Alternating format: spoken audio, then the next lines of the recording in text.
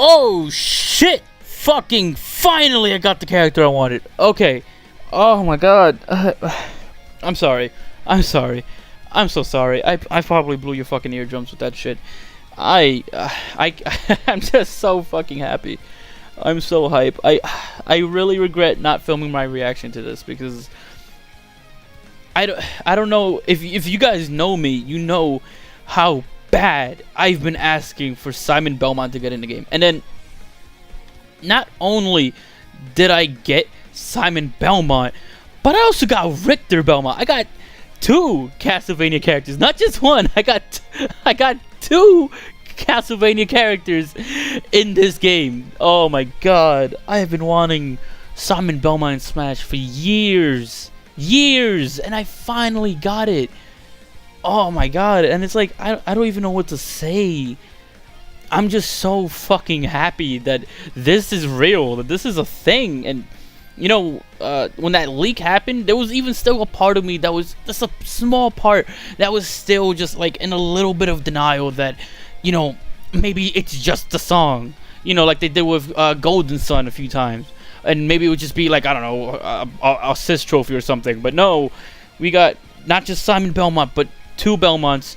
We got a full Castlevania stage. We got Alucard as an assist trophy, and Alucard is from my personal favorite Castlevania game of all time, and is one of my favorite games of all time. And oh my gosh, you guys have no idea. I'm just so fucking happy. And Castlevania is showing up with 34 songs. Jesus fucking Christ, guys. Oh fuck me. And you know, obviously it wasn't just Castlevania, but I have to say, like, that was easily my highlight. But I don't want to just stick to that. There's other things that happened too, and I want to talk about those things too. So let's get to that. So not only did they show off, you know, the Belmonts, they also showed off Chrom and Dark Samus as Echo Fighters. Dark Samus obviously being an Echo Fighter of Samus, and Chrom is a weird one, an interesting one, because while watching it, I thought he looked like a Marth Echo Fighter. I kind of just assumed he'd be a Marth Echo Fighter, which made me a little bit like a little unsure, a little uncomfortable, because, you know, Lucina already is the Marth Echo Fighter.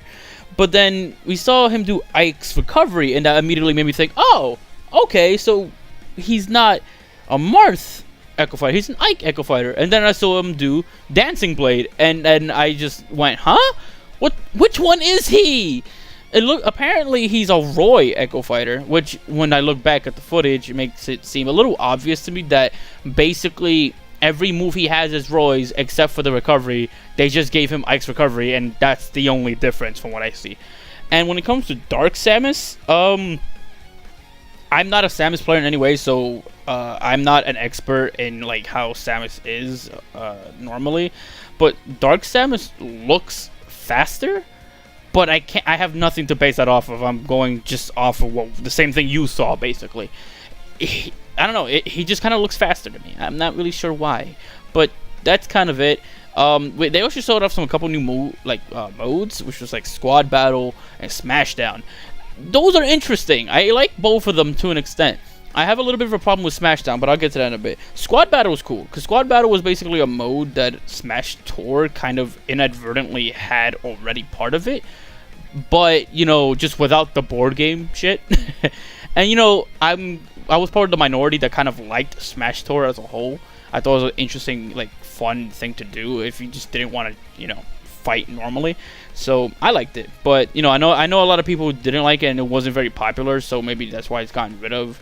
And Squad Battle is there, but I really like Squad Battle. It's kind of cool to be able to have, like, oh, I could pick my main in my pockets, and then bring all, like, my whole team up to my friends who also have their different characters they main. So that's fun. I like that. I really like that mode. But then we talk about Smashdown, right? Smashdown, if you don't know, which I doubt, but if you don't, it's basically just like an elimination mode where you pick a character, your friends pick a character, and then once that fight is done, you can't pick that character anymore. And then you just keep going. That is fun on paper. I really like the sound of that. The only thing that makes me a little, like, uncomfortable is I like the sound of that, but not for free-for-alls. Personally, a mode like that sounds fun 1v1, but the problem with doing it 1v1 is that with over what I assume to be about 67 characters, if you count Echoes, about 70 something, that's way too many fights. That's gonna take forever to go through. So I would like to see maybe SmackDown can have like this little feature where you pick a pool of like characters that you want to be part of it, and maybe you can pick a pool of 20 characters or maybe like 10 characters, and then those are the 10 you guys have to choose from, and then that's kind of the only ones you can choose, and then you just kind of keep going through them until they're all done. If you do that, then I think like the mode as a whole will be something I'll play more often, but as of right now it doesn't really sound like something I'm gonna get too into myself. They also showed off that Final Smashes can now be in meter, is now on a meter. It's toggleable, so you can have the item obviously, but the option to have it as a meter is really interesting. Now, because we also got stamina as like a separate thing entirely, so you can have like stock and stamina at the same time, and that's really cool. So by having like stamina and Final Smash meter on at the same time, you're basically playing what would be the closest thing to a traditional fighting game in the style of a platformer, and that's actually really cool. I really like that. Problem is, me personally, I can't see that being used like legally. Like when I say legally, I mean tournaments and whatnot. That's the terminology if you're not aware of that. So I can't see it being used because while some people like the idea and the spectacle would be really exciting, and I agree with that, I see it being more of a side tournament sort of thing. Maybe kind of like how I think custom moves are kind of dealt the same way. I'm not entirely sure. I think custom moves might have been like just tournament ready or whatever it was for like a small period of time with Smash 4.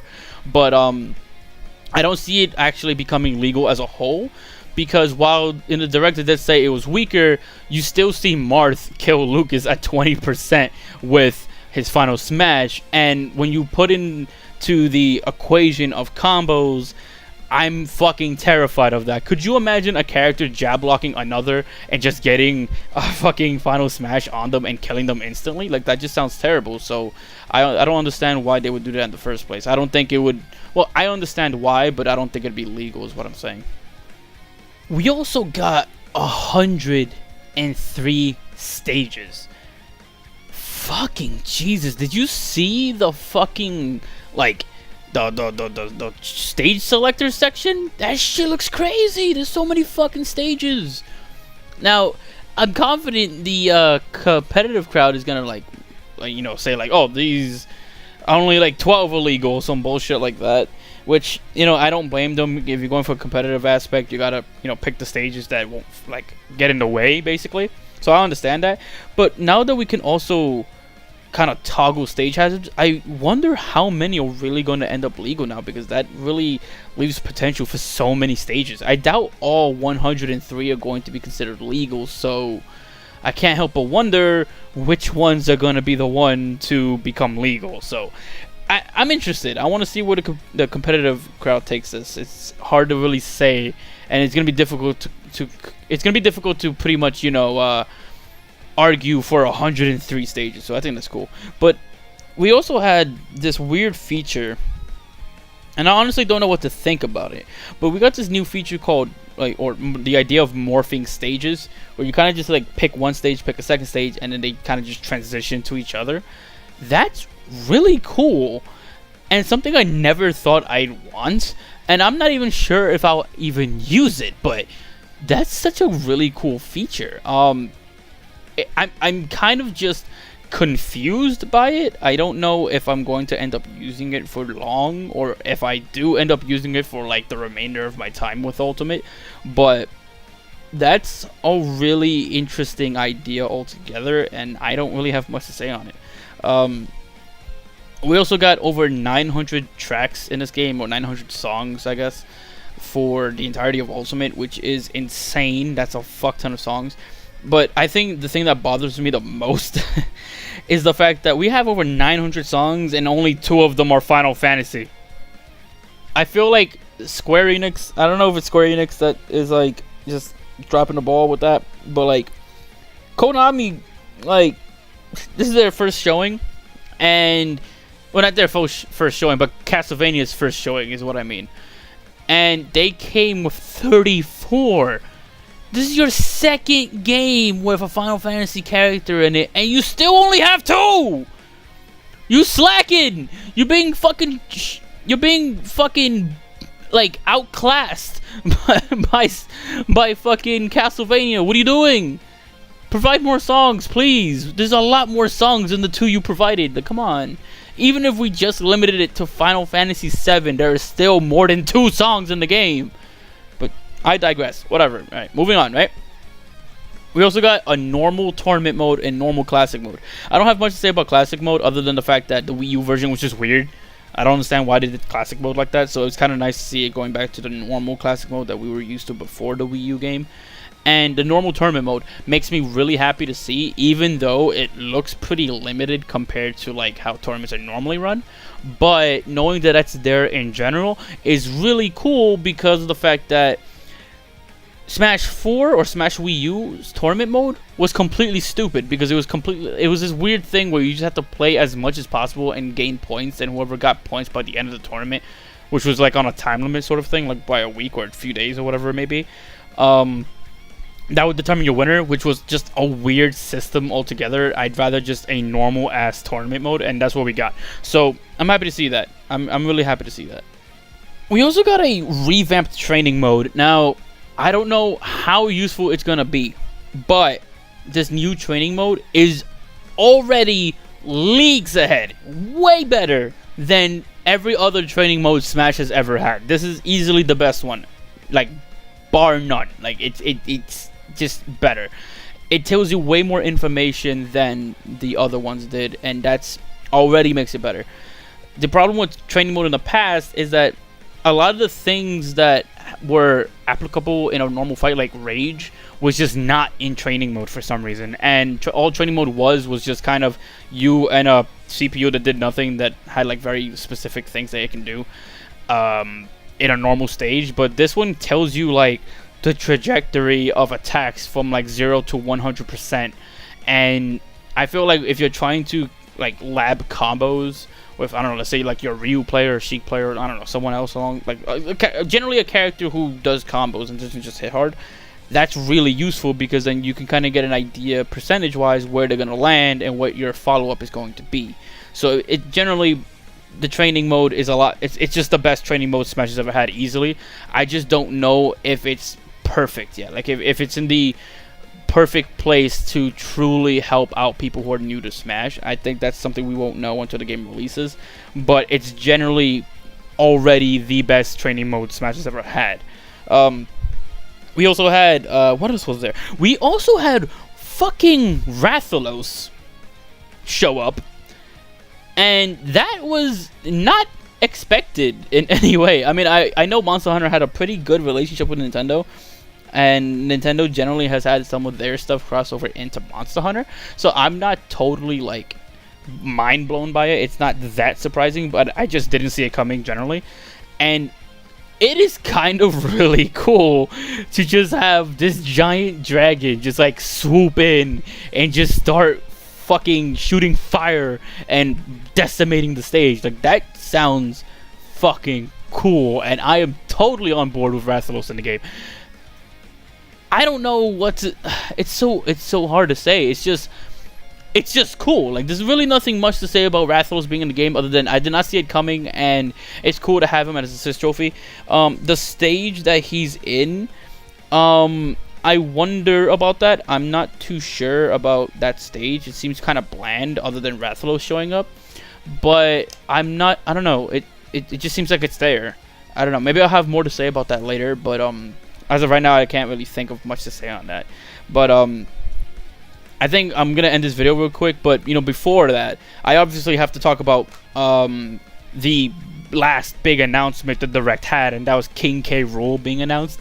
And wow, he looks cool. He's fucking cool. I mean, he's definitely, for me, he doesn't beat Simon and Richter Belmont only because I've been asking for them for so long. But King K. Rool is a character I've wanted for a long time. Not to the degree of Simon and Richter, and not to the degree of a lot of other characters that I wanted.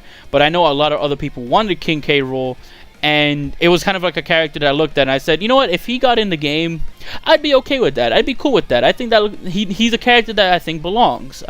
I mentioned it before in other videos. I like the idea of villains being in there because I like thinking that a series or franchise is represented by the hero and the villain. So having the villain for Donkey Kong show up is awesome. The trailer was fucking hilarious with DDD just pranking Donkey Kong and Diddy. But in terms of how King K. Rool looks and gameplay wise, I don't see me playing him at all. Generally speaking, I don't play heavy characters. Mind you, when I did play Ridley back in E3, he was pretty fun to play despite being a heavy character. So I don't know, maybe they'll change my mind with King K. Rool. But as of right now, I don't think I'll be touching him. I'm definitely going to try to use Simon and Richter Belmont to the best of my abilities and try to make them good, essentially. But King K. Rool, I'm hype he's in the game generally because I think he deserves to be in there as a Nintendo character. But at the same time, moveset-wise, I don't see myself playing him in the slightest. So yeah, that's kind of basically it. Thanks so much for watching the video. If you liked it, like the video. If you disliked it, well, leave a dislike because that's how it should be. And that's kind of it. Thanks for watching the video, guys, and I'll see you guys in the next video.